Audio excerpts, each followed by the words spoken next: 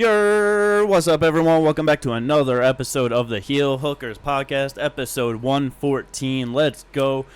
We are back with a real fight weekend. 3 promotions, all the big ones, but not a lot of real meaningful stuff between them all. Probably a total of 38 fights or so, and it's light. Alright, UFC is good, though. It is. It's a good fight night. It definitely is a good fight night. Abu Dhabi, they're definitely showing out for that. They got some good fights. We already know that Vicente Luque and Nick Diaz fell off of that, which it's like for a lot of people, they're probably very happy with that. Mixed feelings. But we also got one fight night 25, Amazon Prime on Friday. We also got PFL 7 on Friday night as well, and we will start there since that's going to be the first one going on. Wait. Huh. I thought this one was going to be on Thursday. I believe it's Friday. Am I wrong? No, it is Friday. Okay. But I know just assuming that the first week of it would be on Thursday, like it's been, because they always do it.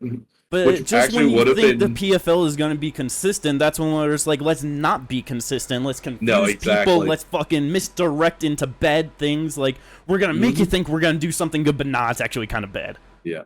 See, it actually would have been nice. I actually kind of would have appreciated, because then Thursday PFL, Friday 1, Saturday UFC. Don't have to dual screen on for shit. No, yeah. Eventually miss shit. When it lines up like that, it is. I'm definitely very happy with that's that. Better. I'll never complain about that. Do that. I'm sorry, when what? Like PFL Thursday, Friday, UFC Saturday. Just nice, breaks good weekend. Yep. Very clean, but it's also like then going to talk about everything on Sunday. It's very hard to remember Thursday. You know what I mean? It's like, but it's like Thursday PFL. Well, this PFL, it's like there are only 4 fights that really mean anything, so it'd be a lot easier to remember everything. Yeah, at this point, it's a lot easier. That is very true. Well, let's get into it. PFL 7 out of Nashville, Tennessee. We got heavyweights. We got female flyweights. The heavyweight division is just not good or meaningful at all this year. No. It just hasn't been fun. We finally got to the end, and it's only been worse. So, main event is Dennis Goltsov versus Tim Johnson. Tim came in late, got a first round knockout, and so he's in the bracket.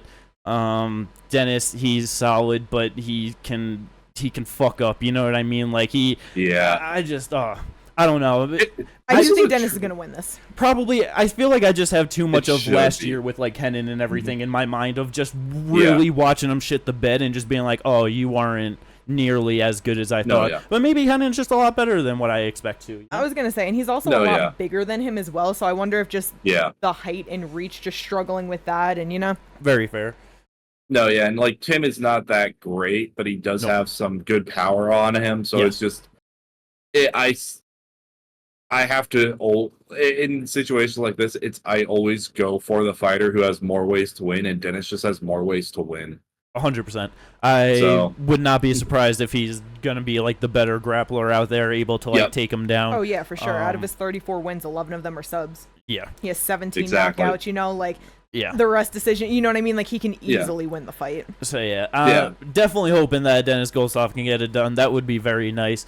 But it's also, I don't really care too much. So if Tim Johnson wins, good for him, If Tim wins, because I think he got to a Bellator interim title shot against Valentin Moldavsky and then got fucked up or something like that, or did he?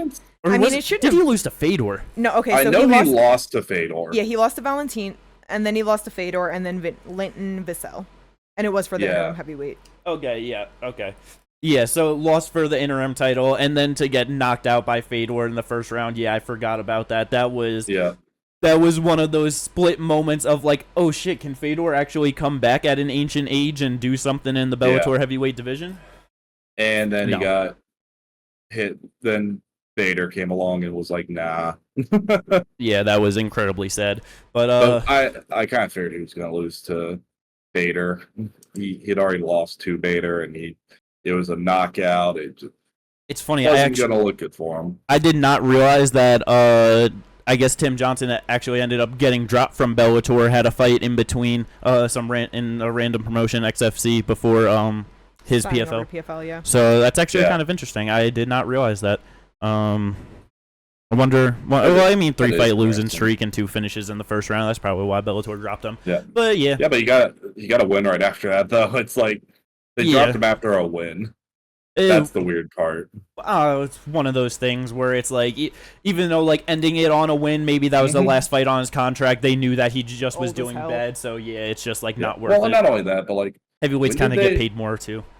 We were also getting told that Bellator was looking to sell around the time he also ended up leaving.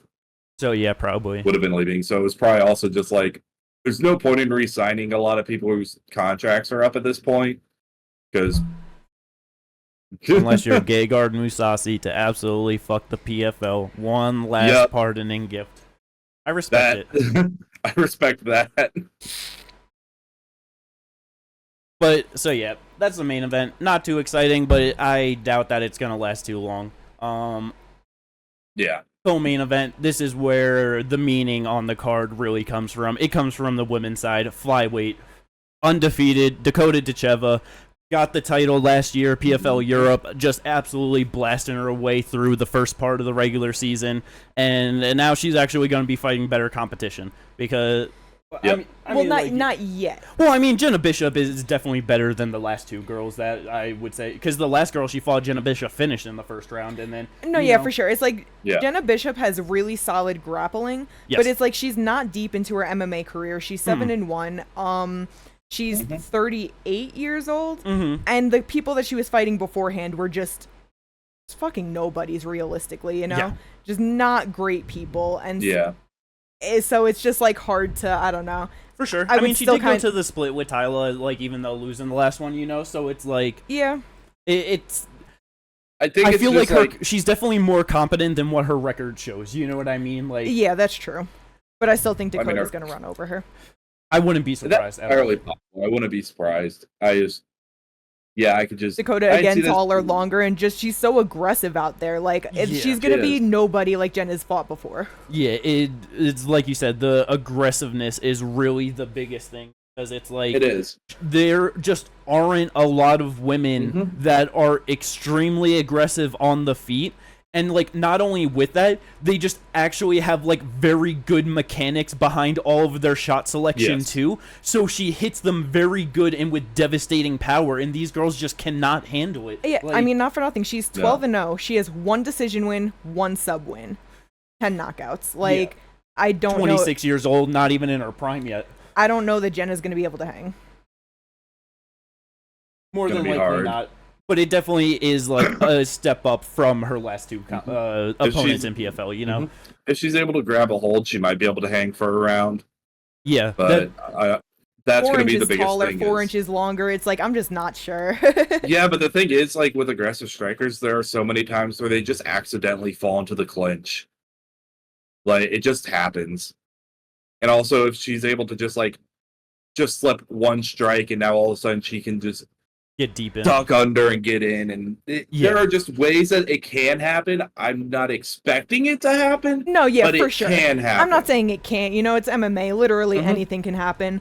But I guess just what I'm getting to is the thing that I'm mainly excited for. Like, women's flyweight has been great this year, but I'm ready for that last fight. Oh, for sure. I want Dakota versus the winner of Tyla Liz. You know what I mean? That'll be the biggest step up. That'll be a good fight. Like, that will be good. Yeah, because it's like you said, I would not be surprised if she goes over there and just absolutely blows the doors off Jenna Bishop. But it's like, I'm at least, I guess I'm hoping that Jenna can provide somewhat of, like, a bit more resistance compared to what our opponents had, so we can see a bit more heading into that, you know what I mean? And, like, she might be able to do that for a round, maybe get stopped just, like, you know, in the second, but it's probably going to be Dakota's fight all the way through it. Definitely excited to see how she performs in that. And then it's like, just like you said, we can go right into it. 2 fights down, the other flyweight fight on the card, the other side of the bracket, Taila Santos versus Liz Carmouche. Taila was doing very good in the UFC. She lost to Valentina, and then I think she lost to Erin right after that. Yes, by split decision, if I remember correctly. Split by Valentina, unanimous by Erin. And then doesn't re-sign the contract, goes over to the PFL, first round rear naked choke in her first one, split decision over Jenna Bishop, like we said before. Against Liz Carmouche, though, who was not too great in the UFC at all. Not exciting, just like really her biggest role I feel like in the UFC was the fact that she was a real pioneer in the women's game. She was solid, but it was just like someone where they could beat her and it's like, oh nice, they got Liz Carmouche on her record. You know what I mean? Like, yeah, I went 5-5 in the UFC. Yeah, she came in losing to Ronda Rousey, which everyone lost to Ronda Rousey. She was 6-0. Beats Jessica first Andrade. Women's fight in UFC history too. Crazy. Yep. Then wins against Jessica Andrade when she was fighting at bantamweight. Lost to Alexis Davis. Miesha Tate beats Lauren Murphy. Caitlin Chukai, at the time Chukagian. Yeah. Loses to Alexis Davis again. Damn. That's so bad. Beats Jennifer Maia. Someone else that really is a no-name in like Lucy Pudilova. Yeah, Lucy Pudilova. No one's gonna remember that. And then loses to Valentina. That's when she signs with Bellator and goes on her 7-fight run. Yeah, just absolutely dominating. Just gets the title. So many defenses, getting finishes in there too. Like, just really looking like she. I don't know if it's just. It could be different factors of things. It could just be like better position of her life, just actually hitting like a better stride and like performing better. It could also just be the level of competition not being as good. It could also be who knows of like where drug testing effects might come in. You know what I mean? I would not be too surprised, but I'm not hating with that at all. Good for her if she is.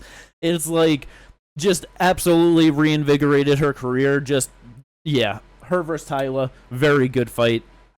Oh yeah, very and good. Then the winner, more than likely versus Dakota, 5 rounds, $1 million on the line. Sign me the fuck up. That's probably gonna be the most interesting, most hype title fight for me going into November or whenever 100%, they do it. I mean, 100%. This is the division that I've been caring about since PFL started this year. You know, like everything's just been playing out kind of like just wacky. You know, like and not in good ways. No. It's just. It's not fun this year, but women's flyweights, they're doing the damn thing, and I'm super excited for them. No, yeah. Let's fucking go. Just just gonna refresh my memory real quick, because I think it is 125 I'm most hyped for. Because honestly, I couldn't remember anyone else's. Yeah, it's like, I mean, 170 is always fun, you know. I was gonna say 170 is fun too, but this is the one that I'm really just like. Yeah. And it's like we've talked about it before. It's like PFL, they got like they have like in the tournament they got their one women's division, and it's always been good. They've always had like multiple people that you can get excited for. You know, Larissa and Kayla just. You know, starting it off and everything. But yeah, now here it's like getting Liz Carmouche, having Tyler Santos, having Dakota. Like, it is a very, very good tournament this year, and probably the best thing they're actually doing this year in in the whole company. No, yeah. I think the only reason I wasn't excited for at least the bracket portion of 170 was it's Shamil versus Barad rematch right after they just fought. Right. Yeah. So. Yeah. And then the last fight on the main card, heavyweights, Oleg Popov supposed to be fighting his teammate Valentin Moldavsky. Moldavsky pulls out, surprise, surprise. Linton Vassell is in. I don't care.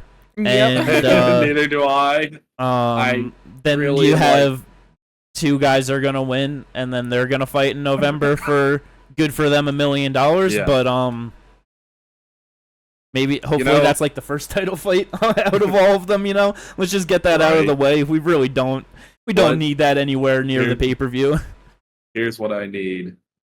At this point, I want both underdogs. Give me a Linton Vassell versus Tim Johnson championship fight. Bro, that's easily, like, I was gonna make the joke of, like, that's the worst way it could go for them, and, like, oh my god, that would be so hilariously terrible. But I would love to see it, too. Yeah, it would be very funny.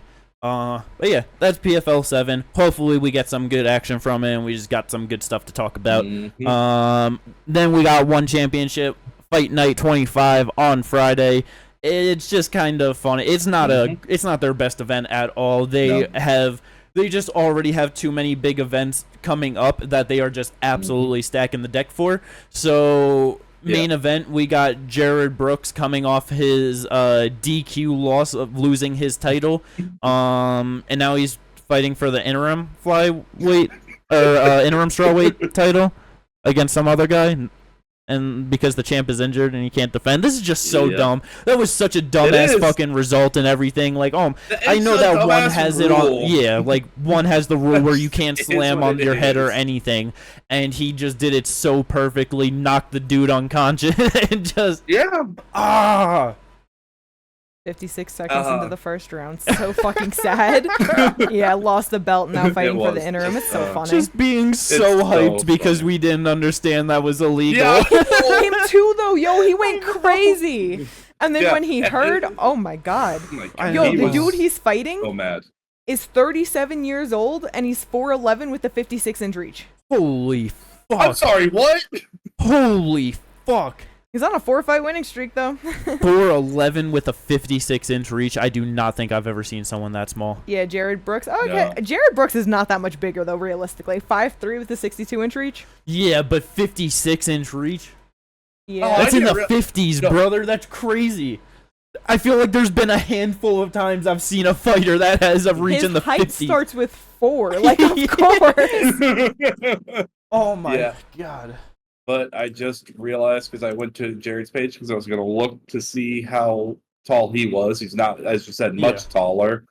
But I just saw he was born in Warsaw, Indiana. I have to root for Jared Brooks. Let's go. Yeah, I'm always rooting for him. He's always fun and very solid. Yeah. It's just very funny. I was also going to root for him anyway, because I saw the last fight. Fuck that rule. Yeah. Bro, well, if he just does it. And I was... Bruh. Like, that's beautiful. The thing. It's like, what happens if it's, like, not even, like, purposeful? Like, that's why I hate that rule so much. It's just like, bro, where are you supposed to, like... So it's basically just no suplexes. Like, you can't, like, just throw them over your, it's just like... Nah. It eliminates so many things. Like, a high crotch now is damn near impossible. Because you're more than likely going to dump them on their head. Don't knock them out.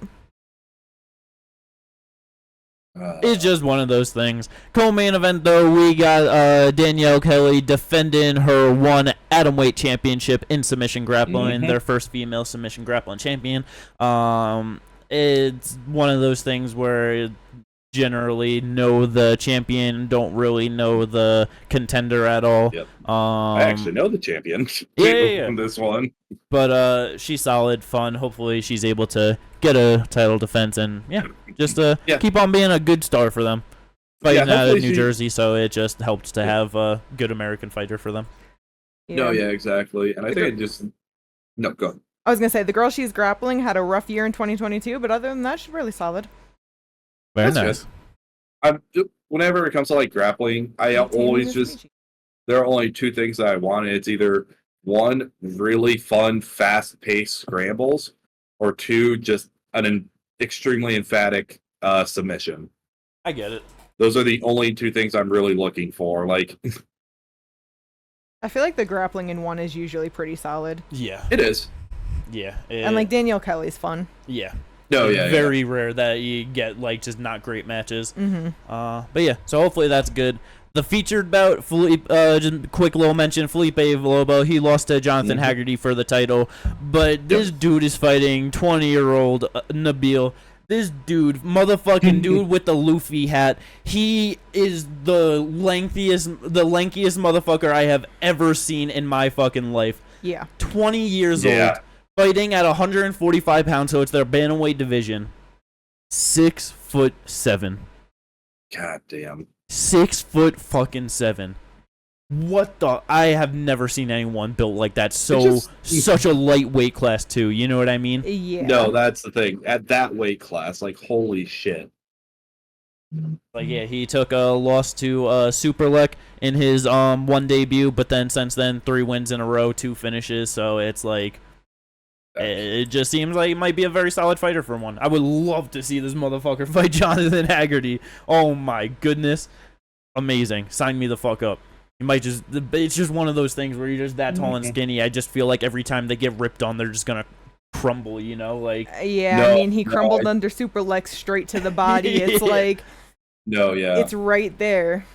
You're so skinny, there's not much protecting you. It's sketchy for him. I mean, because to be fair, that was like at flyweight for them, like, you know, so down another 10 pounds from where he's fighting at now. Yeah. So, like, just, bro, to be touching 135 pounds in even the 6 foot range is pretty disgusting. Yeah. And now you're closer to 7 foot than you are 6 foot, and you're fighting.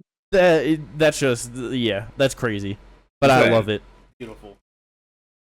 This guy had a Lethway fight. That's awesome. Back in 2020. It's fucking crazy. He was 16 years old. I was about to say, he was 16. Yeah. Yeah. But, Lethway? One championship. They're always doing their thing. Hopefully we get some good fights out of that, but that's really all of the things to mention on that. But now we got to talk about it. UFC, Abu Dhabi. I think well, no, because they had the fight nights during the pandemic there. But it posed, you know, like, since, like, just not locked down all of that stuff. This is their first fight night going back to Abu Dhabi. The main event, I have so many different. I love it. Corey is an absolute G for taking this fight. Yeah. Because it's the true mentality of someone thinking that they are the best in the world in their division. So if you think you're the best in the world in your division and you need one more fight in order to get the title shot, what does it matter if it's the number 1 guy, the number 5 guy, the number 10 guy, the number 15 guy, or an unranked guy? It does not matter. Everyone's got hype on Umar Nurmagomedov saying he's the next guy, undefeated, 17-0. Yeah. So Corey's like, fuck it, why not? I want to test my style versus that style. Just no reason does this dude at rank number 2 taking on Umar, ranked number 10, still doesn't have a top 15 win, just been getting pushed up the division. It's always just so funny seeing that happen, though. It just, like, they get ranked 14, 15, and then things happen, and they're just slowly pushed up as they get into a bigger and bigger fight. But yeah, it just sucks, though. I just wish Corey did not have to take this fight because stylistically, this is absolutely horrible for him. Well, we've talked about it before, too. Like, what really should have happened is it shouldn't have been It should not have been Chito Vera versus Sean O'Malley at 299. If they had done that by the end of 2023, it would have been like, okay, that makes sense, blah, blah, blah. Then we get Corey and Sean at the beginning of the year, because that could have happened, like, you know, midway through, like, 4 months into the year, but that's not what ended up happening. And now that's how we got here. Yeah. It's still just such a good fight, though. Going into it, obviously, Umar, like I said, does not have a top 15 win, has never fought anyone close to the caliber or just someone as dynamic and threatening as Corey Sandhagen in the bantamweight division. Like, the striking is just some of the best. Like, literally, if you were to say, like, who are the best strikers right now in 135, go. Most people are going to say Sean number 1. Corey is right there. Yeah. He is literally right there, and he has been improving his grappling as of late, really trying to make some takedowns, really trying to make people think in there, like, instead of just striking out all of a sudden, oh, fuck, I have to worry about a single leg. I got to worry about a double leg. I got to worry about him grabbing up a clinch and just throwing me to the ground.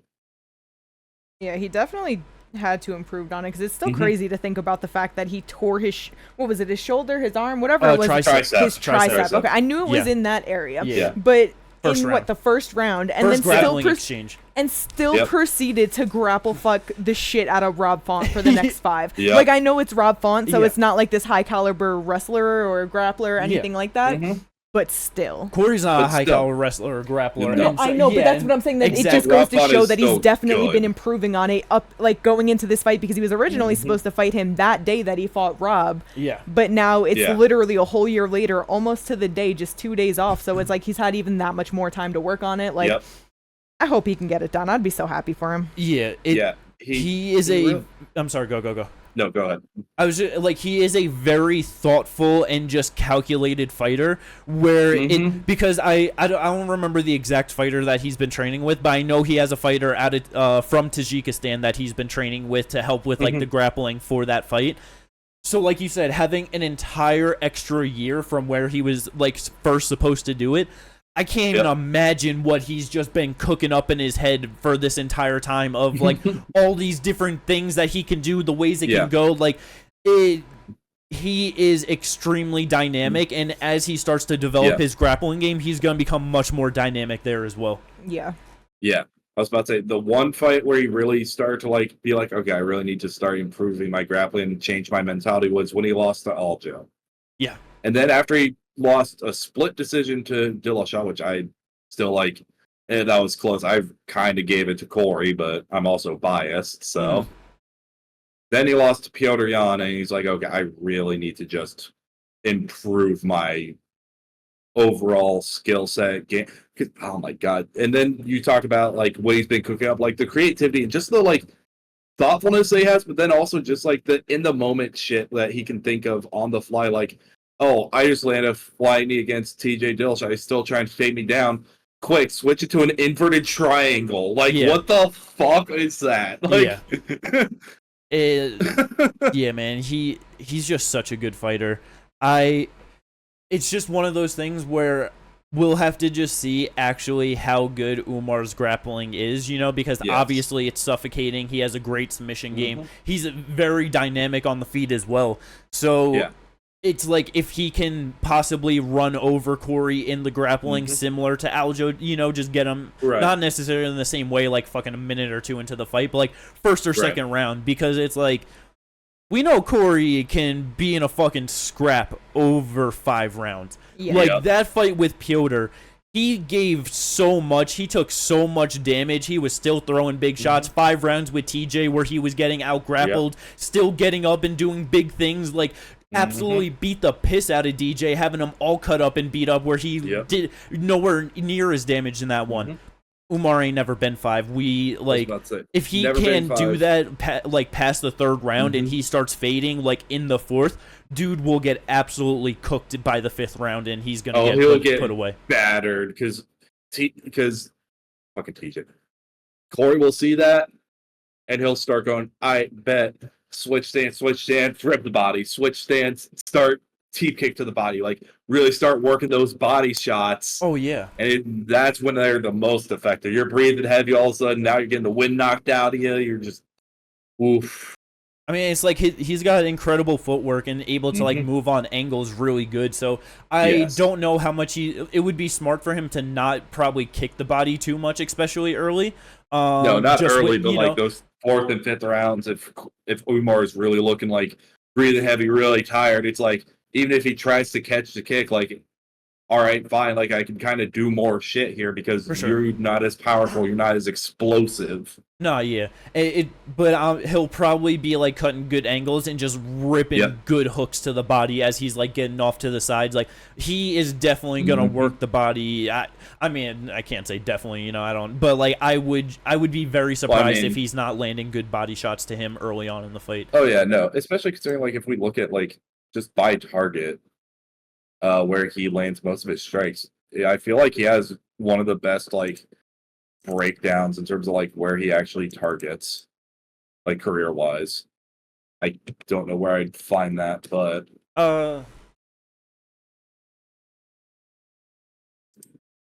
UFC stats be hard to navigate sometime. No, yeah, but like he's just very crafty striker, just very good fighter overall. Number 2 in the division, like he deserves to be there. So big test for Umar, definitely a test for Corey. I'm just super excited for this fight. Hopefully, I would be so happy if Corey to go out there, do something spectacular, take the O from Umar, and get himself a title shot. We need him versus Sean O'Malley. Let's fucking go. I would love to see it. Co-main event though, it's not bad, but it really isn't great. Shara Bullet versus Michelle Olajayshuk. I have absolutely no care for Shara Bullet anymore. I just really don't. Yeah. Like, after the last one, it's like, yeah, he has good kicks, but he doesn't have the best kicks in the world. He has basically no hands at all, and he just is too easy to get backed up on the cage and just have to, like, defend takedowns and clinch positions on the cage where time just gets burned, and like it just, yeah. I mean, he'll still probably go out there, blast the doors off Michel, and he's gonna get a great win and all that, but it's like, the UFC ain't gonna give him any sort of a tough matchup until it's like, until he's towards the top of the division if he gets there and they have to, you know what I mean? No, yeah. Like, bro, I feel like the Iron Turtle would do such dirty things to this man. Like, it would be so bad. That'd be a fun fight. I feel like he would just fucking drag him across the mat and just... That's an easy first round rear naked choke for Iron Turtle, honestly. It'd be funny because I feel like the UFC would give that to him. Like, it's fine. It's just this guy. And then that happens. No, yeah. I would also like Char. Like, I would also love to see like Char versus like RoboCop, because I think RoboCop puts a beating on him. RoboCop. Oh. Bro, that's too far. That's like, I feel like you can't do that to someone with one eye, you know? Yeah, you can. Yes, you can. Bro's about to lose his other eye, like. Oh my fucking god, bro. Like, RoboCop's gonna force him in the pocket. Like, all of the things that Chara is bad at, that's where RoboCop's gonna fight him. Good. Like, yes.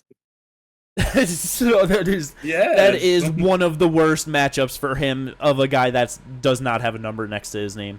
For sure. That I would love to see him against like a Bruno Fajeda. Look, maybe I'm just trying to get him knocked down. I don't know. Hey, I don't know. But yeah, so probably gonna be a first round finish for Chara, but we'll see how that goes. Likely. The featured bout is, he's got a good body kick, so I mean, Olszewski doesn't have the best defense to the body. We just saw that against Michel Pereira, so. Oh yeah, like he can definitely get run over.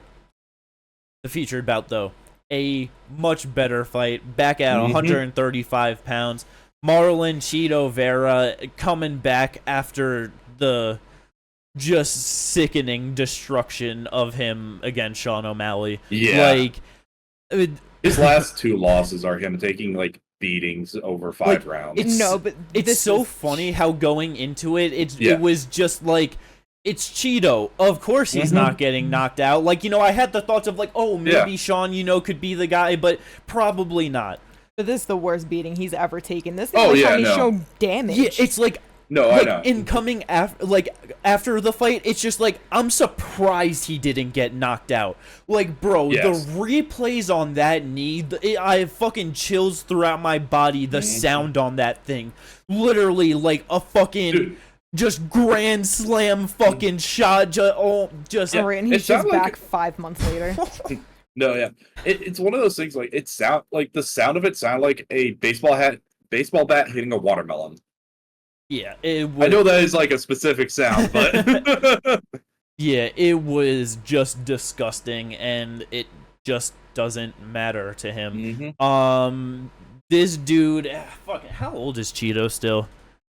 31. I did not think he was still old at all. He's not old. Unless he just like continues to have like a lot of like real bad damaging fights or whatever. It's like he could easily go his entire career without getting like KO'd finished, or it's going to take till he's like 35, 36, like on the end, multiple more years of taking damage, and now it's like, it's fucking 2028, 2029, and it's like the next guy coming up at 135 that just has like the hardest power ever. You know what I mean? Like, exactly. That's what it's going to take, because if Sean couldn't do anything to that chin, but like you said, the one time he genuinely showed damage and like actually looked like he was in a fight, he's easily lost so many fights, and it just doesn't look like he fought someone. Like, it's but he's taking on. Oh, sorry, go. I was also just looking at this card, and like, yes, it's a big fight. It deserves to be here and all that. I'm wondering if they also decide to book this fight here, just in case like Umar or Corey had to fall out, and then they could easily put a late replacement in who had a full camp. Probably. The UFC definitely They do that a lot. Especially for a bigger fight like that in an area where they need that big main event, and so it's like last minute filling in, like if Corey pulls out and you throw in fucking Cheeto for Umar, that's amazing. Umar pulls out, you throw in Davison for Corey, like that. Those are still two amazing That'd be fights. such a hard fight for Davison. Oh my but god, fuck. But Cheeto versus Davison Figueiredo, yes. former flyweight champion. I feel like Davison's gonna go out there. He's gonna be able to easily move around Cheeto, find his time to get in on a shot, take the back, whether he has to just rinse and repeat over 3-4 decision, or he ends up getting like a rear naked choke or something in rounds 2 or whatever. I feel like this is Davison's fight. I feel like this is stylistically a very hard fight for Cheeto, especially it not being 5 rounds. It just gives him less time to find that one knockout shot. I don't know. I feel like this is a very good fight for Figgy to get himself a big top 5 fight to earn a title shot at 135 pounds. Oh yeah, 100%. I think this is kind of like almost a tailor-made opponent for someone like a Davison Figueiredo. Like, this is almost like the fighter you want to have Figgy fight, no matter what. Fuck that. Let's go Cheeto. I want Cheeto to win, but the thing with that is because obviously, we haven't seen the most out of Davison yet, against top guys at 135 pounds. But it's thinking back to his last fight at 125 pounds with Brandon Moreno, and I mean, obviously he's a giant. He was a giant flyweight, cut so much weight, but bro, Brandon landing some good shots to his face, damaging him. You know what I mean? Actually really able to hurt Figgy. I just feel like if you could get punched up by Moreno and get hurt, bruh, if Cheeto lands a clean shot on him, it is good night. He is going to get starched. I just don't know. Possible. It's just if Cheeto can get enough time on the feet and get enough volume going to actually get the one to land, you know what I mean? No, yeah. 100%. That's definitely where I'm looking at it, is just where does this fight actually end up playing out for a majority of the rounds? Is it going to be on the feet or is it going to be on the ground? If it's on the ground, Davison wins easily. If it's on the feet, it's a lot more 50-50 at that point. See, that's where even it depends on, because if Cheeto's just gonna kind of sit back and just wait too much like he does, it's I could just see Figgy just moving around leg kicks, just some darting shots. You know what I mean? No, yeah, exactly. It's just that. The only problem with that is has the most finishes in bantamweight history.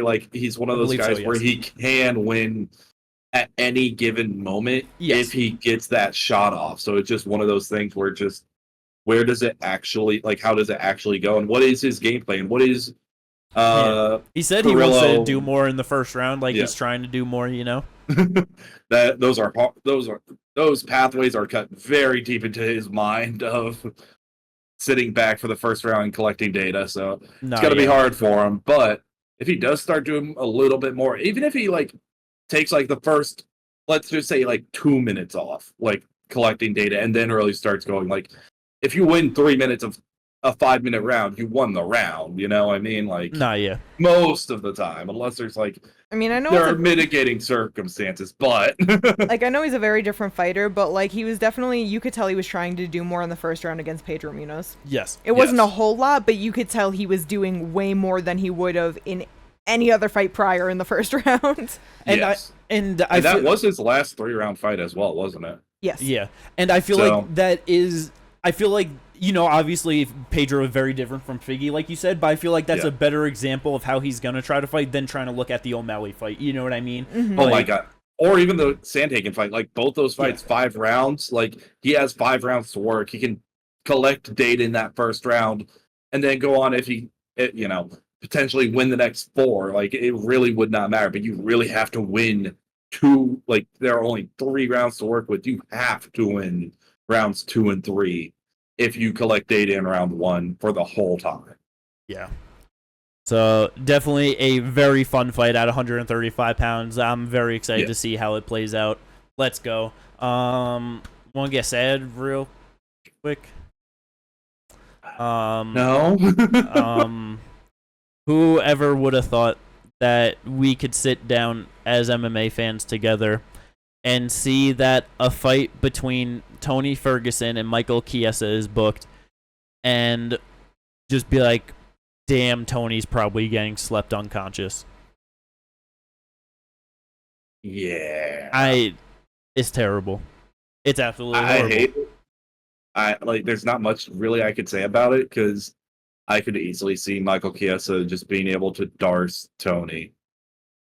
Can Tony darce Chiesa, though? He does have 3 darce choke losses in the UFC. 2 of his last 3 losses are by darce choke.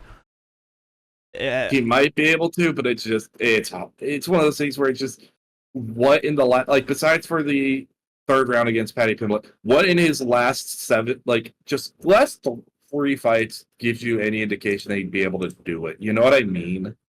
Well, he did better in the Paddy fight than I thought he was going to, honestly. No, yeah, I don't disagree with that. But choked unconscious by Bobby Green. Yep. Who Paddy just choked unconscious, but he went to a decision with Paddy. So that's a nice. He also didn't shoot he also didn't shoot a takedown on Paddy in the 1st round. True. He lost via guillotine to Nate Diaz when he did shoot a takedown. Yep. Got front kicked by Michael Chiesa. Michael Chiesa. Oh, it's fucking Chandler. Sorry, it went from one Michael C to another Michael C. Ginger's just got the UFC script in front of him. That's what it is.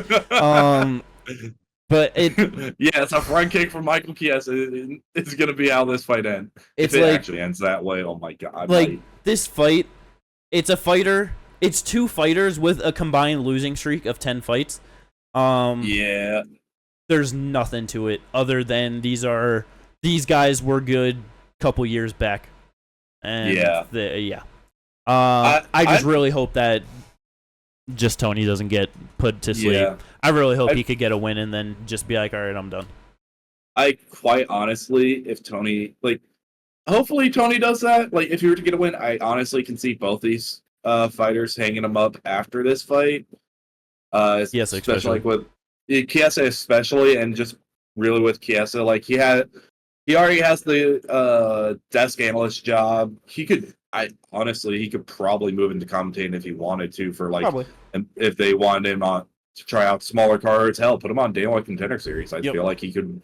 That's where you could really get some of the newer fighters who you want to get onto the commentary booth, really give them the chance to shine and just be able to show what they can do, because it's such a smaller thing. There's a lot less pressure to it. Yeah, the Lorisenko road, even with you know what I mean? No, exactly. Yeah, that's what I'm saying. That's where you could really get some of these guys. Started on the desk, Contender Series, and now a full-time commentator and shit. No, yeah, exactly. I think that'd be really good for Chiesa. Tony, it's no longer Tony time. Tony, it's time. It's always Tony time. It's always Tony time. It's time. Hold up, brother, Tony. I'm talking. It's time, Tony. Win, lose, or draw, it's time. Win, lose, or draw, he's especially if you lose. Ninja Turtle. If he loses, he will surpass BJ Penn for the longest losing streak in UFC history. Still breaking records, you know what I mean? The first one to get a 12-fight winning streak in the lightweight division, first one to get a 8-fight losing streak. That's so fucking sad, bro. I know. Holy shit. I have to make the joke to make me not want to cry because I love fucking Tony so much. I know. To fucking, to just literally fucking 4 years ago, be going into him versus Gaethje and it's Tony's time. He's doing it. He fucking that double uppercut they both throw and he drops Gaethje to the ground. Perfect, beautiful. I'm Gaethje's done. It's over. And then Trevor Whitman's just yo, you're having too much fun. He's like, you're right, coach. And then that was the end of Tony. Literally what he told him to do was to try to kill him with every shot. Take off 10% from your shots and just land good, clean shots. And it was over for Tony at that point. Yeah, and Tony has never been the same since. It sucks so much. So yeah, I just hope good things for Tony. That's all. Yeah. 2 more fights to talk about on the main card, though. Both of them are very good. Going to women's strawweight, 115 pounds. We got Mackenzie Dern back taking on Lupi Godinez. I have mixed feelings about this one, honestly. I can understand that. It's okay. No, that's the problem, though. Lupi's style, I feel like, is absolutely perfectly built to shut down Mackenzie Dern in such... Like, the only person I feel like that could shut her down better was Jessica Andrade, because she just has the bigger power, you know what I mean? Yeah. But, like, bro, Lupi is going to 1, 2, 3 a million times over 15 minutes, defend every takedown, and easily win this fight, get herself into the top 10 solidly, and then she's going to be looking at a top 5 opponent, which I do not believe she can beat.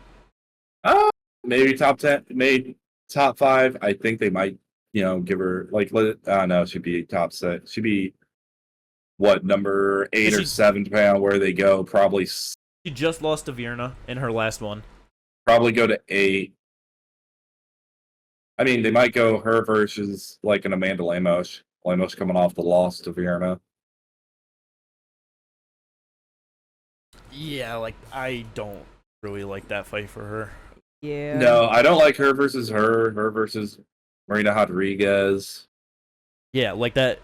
Everyone above Dern, that's where she's gonna be looking to, and those are all. I just getting older though, so maybe she can get the wins over them now. Maybe that would definitely be nice. I absolutely love Lupi. I'm always she's such a fun fighter. It's it's just so frustrating just seeing her only do the same. You know what I mean? That's the only thing, and it's just damn, if you could just add a little bit more to the game, not even big adjustments, just a few more tools that you use more often, it would just help her so dramatically. So it would. I'm just waiting for that day, and I'm just fucking hoping, because once she does, then I feel like she could go out there and become a champion in this division. Yeah. There's a lot of people I feel that way about, where it's if you could just you don't need these huge you just need to add 1 or 2 more tools and just tweak the way you do what you do, and your style would be perfect for this division. It's just it's one of those things where a lot of them, they are a lot older, so it's a lot harder to do that. They've been doing it for so long that way. Being 30, there's a little bit of time there that she could be able to adjust, but it is quickly running out of time for that. Sure. So I'm hoping the best for Lupi, though. I really hope she can do that. Just adjust a couple more facets of her game, and just really just tweak and add in a couple 2, 3 more tools, and she would be extremely solid in the top 5. Hell yeah! Just gotta turn on more faucets, right? Let's go.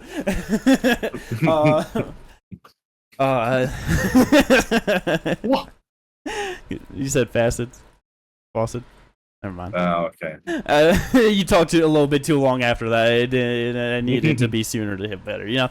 Moving on to the last fight, the main card opener. I'm so excited for this fight. This is such a good fight. There were too many fights on this card I have mixed feelings about, and this one is fucking... Bro, First of all, can I just say that You go. Well, I didn't realize the height and reach difference. Joel Alvarez is 5 inches taller with a 5-inch reach advantage over Elvis Brenner. He's huge. I knew that, but I didn't realize how big he was for the division, and then I just looked at it comparatively. Was damn. Was it 6'3", 77? 6'3", 77 to 5'10", 72. Yeah. He's Jalen, he's Spanish Jalen Turner. That's what he is. In terms of size. But he's also very good, very dangerous. Yes. Killer be killed style for sure. Oh, yeah. Which is so scary against elves. Right. Yes. Right. Yes, it is. Oh, they should both just miss weight and do a catch weight of 160, they fucking should, goddamn. Because Elves was dying on the scales his last fight against Mictebek. That was really bad, and it showed in his performance. Yes. And Joel has missed weight many a times. Yeah, these are definitely two guys that I feel like would fit better at 165 pounds in like that division for sure. Would be perfect. Bro, But either way, who's going out, bro? I am really not sure. The thing is, Elves has never been finished before. He has only gone to a decision 4 times, and we saw it with his fight against Mikdebek. He looked terrible on the scales. He looked kind of bad in the fight, just probably due to that. Yes. But he hung in there. Yes. He hung in there. Like, he lost the decision easily, but he hung in there. It's like, is Joel going to be able to get him out of there? I feel like if Joel does get him out of he there, subs him.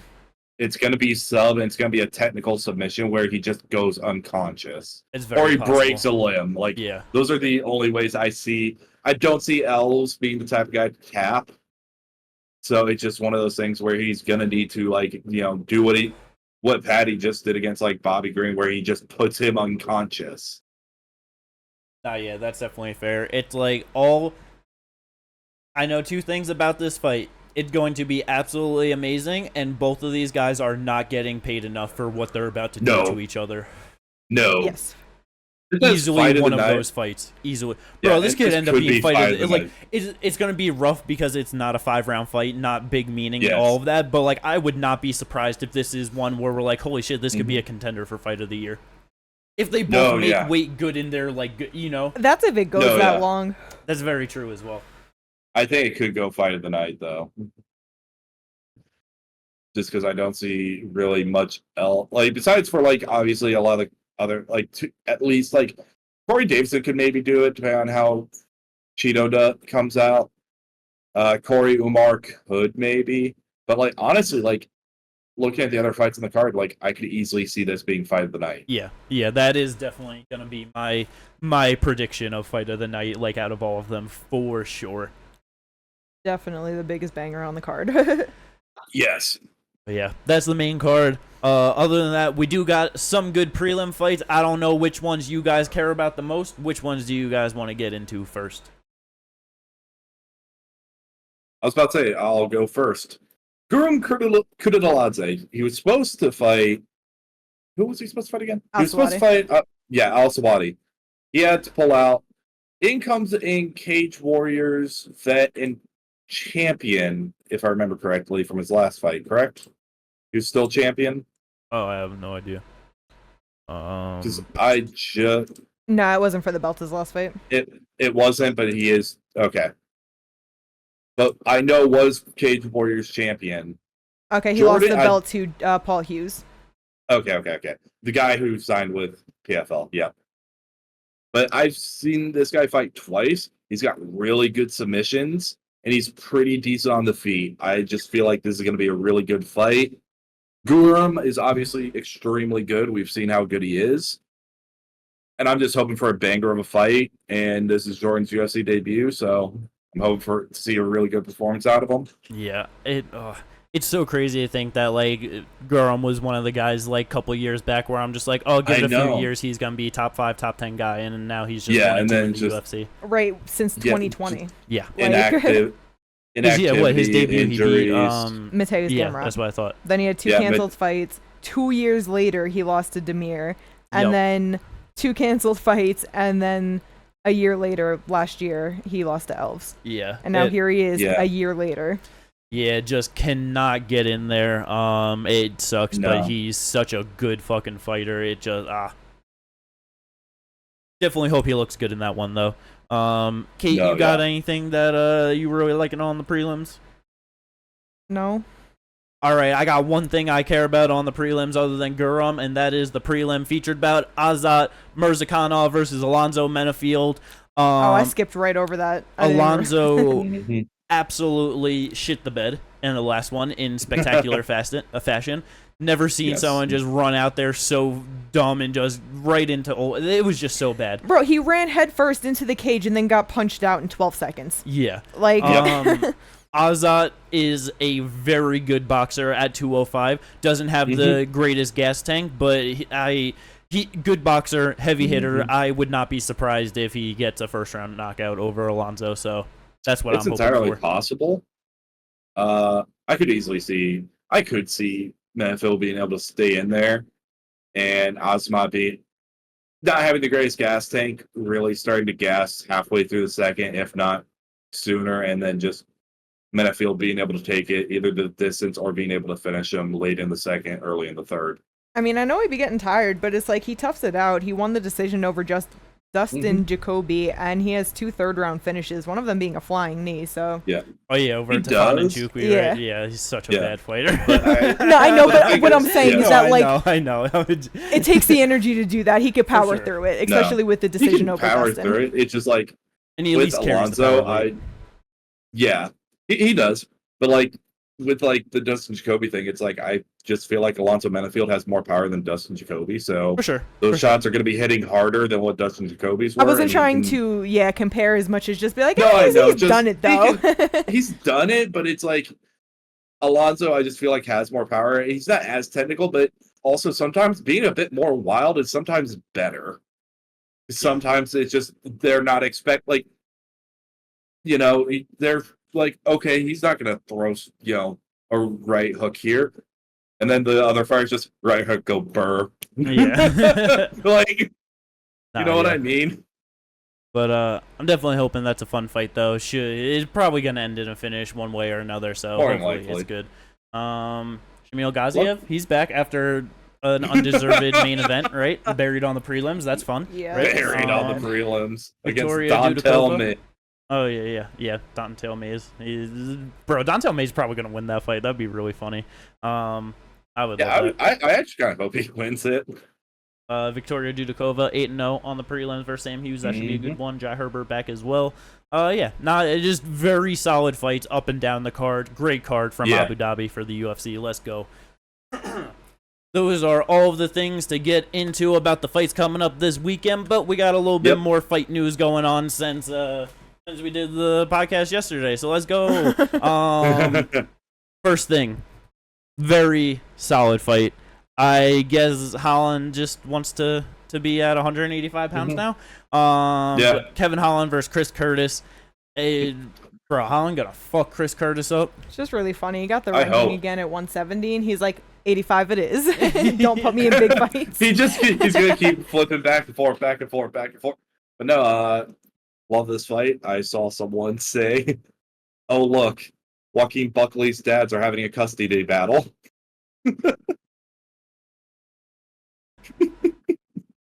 Just so dumb, but John Anik would love that one.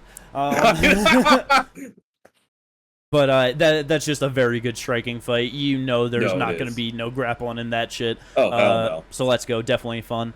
The only time it's going to be grappling is someone gets knocked down and they follow it up. Yeah. Which if I'm Curtis, don't do that. No, not at all. Holland's a much better grappler. Oh, yeah. But down at 125 pounds, Asu Almabayev, he just got himself a top 15 ranking, I'm pretty sure, just recently. Yes. But he's getting himself a top 15 opponent against Mateusz Nicolau. Do you know exactly when this is for? In October? This is for October 19th. I believe it's October. I believe it's fight night. Too soon. Yeah, too soon. October 19th? Yeah, for Mateusz Nicolau. Oh, yeah. Too soon. When was his last fight? It was the knockout from Alex Perez, April 27th. April, okay. Like end of April. So not even a full 6 months, then that's going to include a training camp and all of that. It's too soon. Asu's not much of a hard hitter, though, so that is the good thing. Like, he has a total of 3 knockout wins. He's much more of a grappler, submission guy, so that's the one good thing. He'll probably just get grapple fucked. I mean, I wouldn't be surprised even if it's like Asu just big spot, like just his biggest opponent. If he just goes out there like knowing Nicolau is like a solid grappler of just like maybe just strike it out on the feet, try and land big bombs. Like Nicolau just doesn't have a great chin, and with just the quicker turnaround of that, I feel like that though he isn't a knockout threat, I just wouldn't be surprised. Like I don't think it really takes a knockout threat to knock out Nicolau at this point. You know what I mean? Mm-hmm. No, that's fair. I just feel like he uses like Asu's just using most of the time his striking to set up his grappling. So I just feel like it's still gonna be like he'd still rather take his chances on the ground So I mean, he has one loss via submission, and one loss via decision. I feel like if you go and actually look at his losses, it says that he got finished by punches via from Tagir Ulanbekov. So either Topology fucked up or it's a verbal submission or something. I don't know, but so it was probably TKO, not submission. That is weird. Yeah. Very strange. But yeah, it's definitely nice just seeing Asu getting into the rankings, getting a top opponent that it's like, Mateus is solid, but he's not going to do anything at the top of the division. He's just kind of fading out, so just a good name to get on his resume, get up in there, just new fresh guys at 125 pounds. Just love it. I was about to say, getting a lot of guys who are going to be some fun title contenders here soon. Oh, yeah. You got Tyra. You have Kaios Kura. Wait, no, Kai's fighting 125 now, right? Yeah, he's gonna come. Yeah, so Kaios Kura as well. Like a lot of fun going on at 125. Yeah, it's gonna be very good. Like it's gonna be fun for many years to come because so many guys are young too. Like it's just amazing. I love it. So Islam, he's got a hurt hand after his fight with old Dusty. And probably not going to be fighting on that Abu Dhabi card, UFC 308. Yep. So now it's looking like we're going to get Ilya versus Max Holloway on that 308 card, which is funny. It doesn't make sense, but it also makes sense.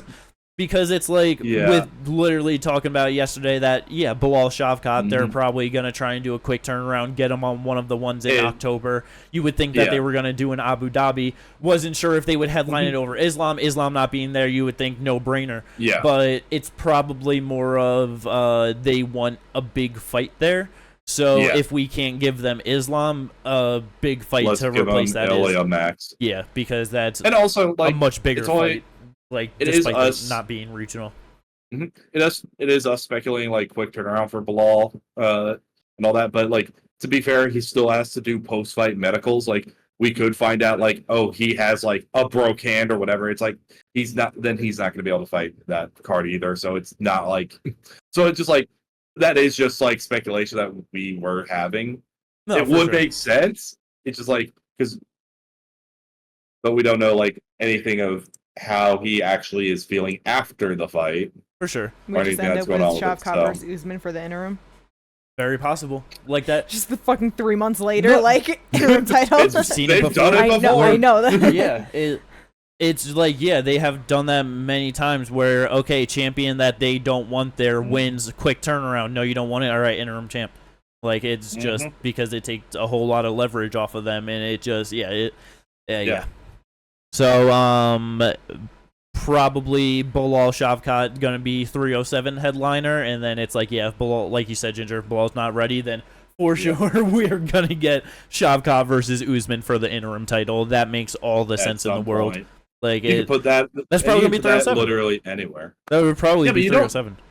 You could put it 307. I'm just saying, like, you don't have to, though, is what I'm saying. They need a main event for that. They ain't headlining that shit with Rocky and fucking Juliana. No, I know. I just don't know, like, who else. I'm just trying to think who else would be able to headline that. Might be able to get Poatan and Ankalaev there.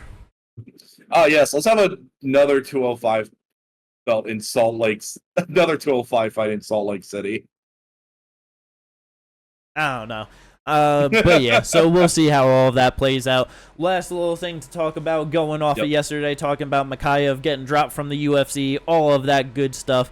Just got a little bit more insight to it. Ginger, you were telling me about it, so why don't you go ahead, buddy? Yeah, so on YouTube, known as Ben the Bane Davis, a couple of things. Oh, that's he has some. He has a lot. He knows a lot of people. He's a fun guy. He was able to get into contact with some people, and he found out that the reason for Mikhaev being let go, not being re-signed, was because he was, well before his contract ended, his management team was signed to PFL, trying to get an offer from them what they would be paying him, and then trying to use that to leverage the UFC. Well, you're not really supposed, well before who knows how long before their final fight, or his final fight on his contract. That could have been 2 fights ago, 3 fights ago. Who actually knows when that happened? But if that's what was going on, and then, like, using that to leverage UFC, the UFC is not going to like that at all. but 2, that could also technically be looked at as tampering in a lot of cases. Yeah, to where that's actually like they could have probably also gotten into legal trouble with it. So it's also. And that's what I honestly started thinking about right away, because it's like, yeah, you are exclusive to the UFC. Like, you're not, like, I'm pretty sure it's in the contracts that you can't get other offers from, like, different promotions and stuff. So it's like, yeah, to do that, I'm kind of surprised that, like, if that is, and I guess that's where it's like, I don't know, kind of hard of, like, if that's actually true or not, because if it is, I feel like the UFC would easily just be like, well, we're gonna, like, you know what I mean? Why would they just be like, oh, well, we'll just let you fight out your contract and then just get rid of you? Like, well, let's say it was a couple of fights ago, you know? Like, let's say this happened before the Tim Elliott fight, which wouldn't even be a year ago, you know? Yeah.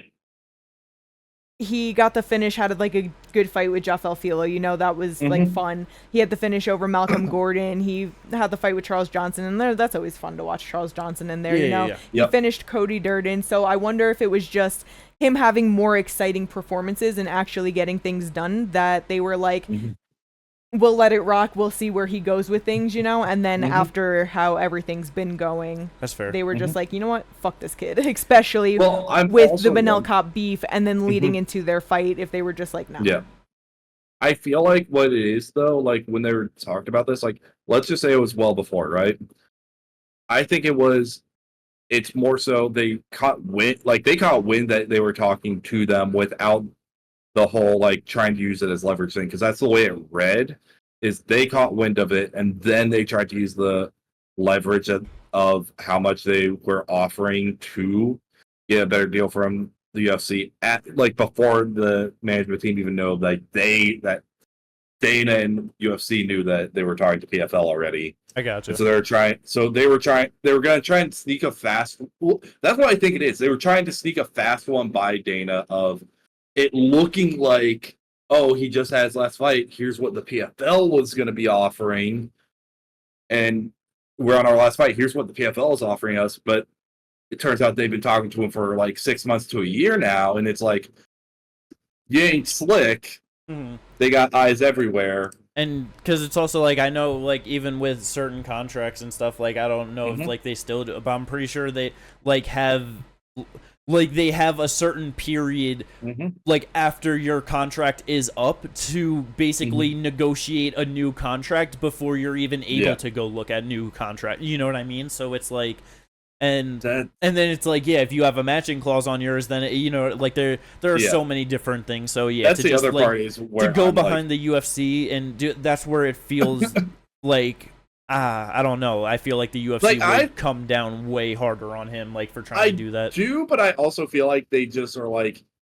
I feel like they would if he was, like, looked at as someone who could be a much bigger star. Like, if this was someone who was, like, Conor McGregor, like, when he was on his run, and he did this, that might be a little different, because they were like, no, we have something here. Or, you know, like, someone like that, where it was, like, very clear, like, we're going to have a huge star. You still kind of have to build you still have to build Makayev up a lot. And also, like, with the way his fight style, not only just his fight style, but, like, his age and how green he really is at, like, just his professional career and, like, the way we've been, like, watching him, like, I can see them being just, like, we can lose him for a couple years and it's going to be fine. Yeah, and I feel like with the whole situation and everything, it's probably less likely that the UFC would pick him back up, like, later on. No, yeah, it's entirely possible they don't. It just all depends. Yeah. We'll see how all that plays out. UFC really only cares about one thing, and that's if you're going to make him a lot of money. And if in 4 years he really has a huge following after that, yeah, they'll forget about it all. Very true. Yeah, no. How many times has he, like, been pissed off at John Jones or GSP or fucking Tito Ortiz? How long did he keep Tito Ortiz around? He said he'd rather watch flies fuck than watch a Ben Askren fight. Ben Askren fight. Like, he does not care. He only cares about if we're going to bring him money. Exactly. Let's go. We'll see how all of that plays out for Muhammad Makayev and his career after the UFC. But those are all the things to talk about for this one. I hope everyone enjoyed it. If you did, like and subscribe. Again, we appreciate everyone that does. Let's go, and we will catch you on the review. Hopefully a great weekend in fights. Yeah. Hopefully. Peace out, everyone.